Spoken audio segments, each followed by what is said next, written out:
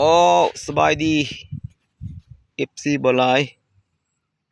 ญาติพี่น้องทุกคนทุกแห่งทุกคนมานี่บอลายกับ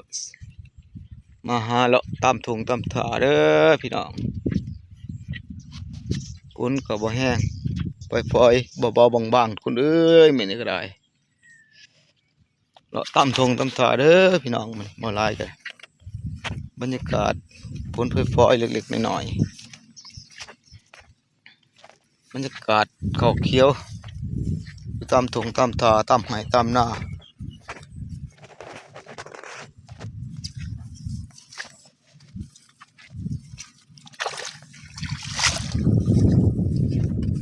หน้าหวานทุกคน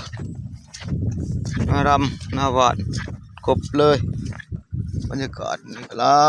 ายมาเลาะตามทงตามถาให้ FC เบิ่งอยู่ตามไห้ตามนา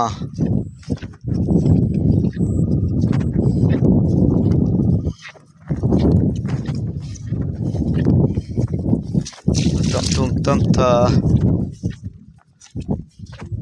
นี่คือชีวิตจริงของสาวไหสนาทุกคน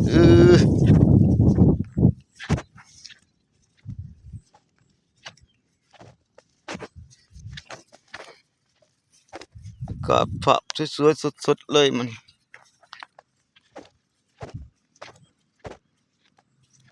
น้องเอ้ยน้องอ้ายลืมเจ้าบ่ได้แม่นสิผ่านมาหลายปีใจอ้ายบ่เคยหนีเรื่องเดิมแต่คราวนั้น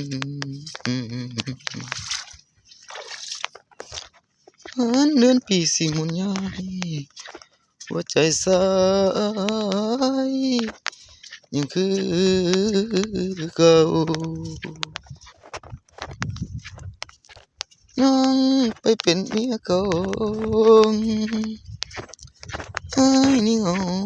บ่แล้วมันเป็นแป้วอยู่วางสวงเอ้ยเด้น้ออ๋อนี่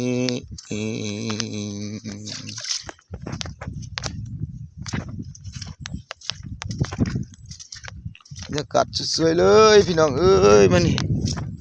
ฝนก็พอแห้งเด้อไปฟอย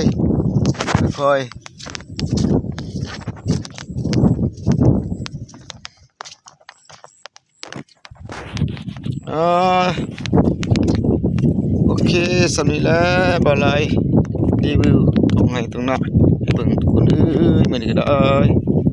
บรรยากาศปลอดโปร่งสดใสดี